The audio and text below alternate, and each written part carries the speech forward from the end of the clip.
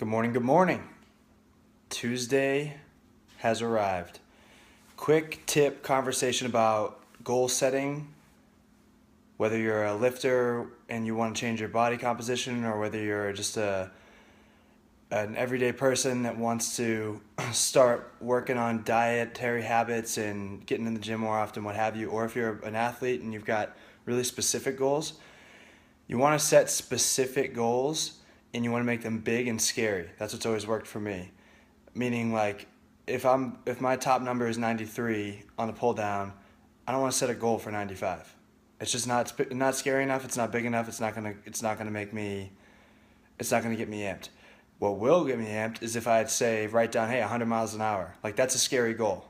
Writing that number down and saying it out loud is a scary goal. So be specific, and I'd say keep it at 2 to 3 goals, because you don't want to get crazy and be jumping around in a million different directions. So 3 goals would be pull down 100 miles an hour, long toss 350 feet, and then translate that number to a 95 mile an hour peak off the mound.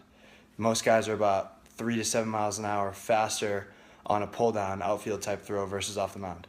And then you want to identify your top 3 constraints. Again, you don't want to go crazy. We could all sit here and make a long list of things we could get better at, but then you end up getting focused on what you don't have going on versus focusing on what you already do well. So top 3 constraints might be arm health. So then get specific.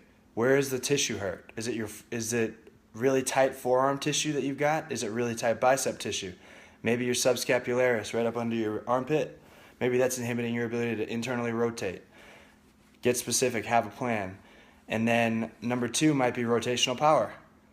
So rotational power is that's how you express power in baseball. It's rotational.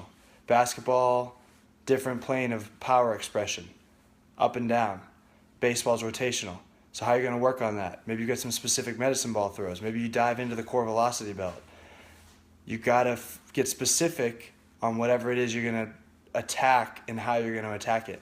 And then lastly, it might be, so we said arm health, we said rotational power, and then lead leg stability. If you look at high velocity throwers, most of them have front leg if you put a force plate under the front leg, there's a high correlation between increased ground force on the front leg, the lead leg, and velocity output out of the hand. So if you're not stable in your front side, if you don't have the ability to accelerate, land that front leg, and then stop the energy so that it's going to then be able to aggressively rotate and transfer into the ball, you're going to be limited. So those are my 3 tips, or those are the 3 goals and the 3 constraints that I'd recommend that you get started with. And again, get specific. Write them down every single morning before you start so that your intent is deliberate and you're focused. I appreciate the time. Please like, share, and ask questions. Everybody have a fantastic Tuesday, and go get it. Go chase down the goals one at a time.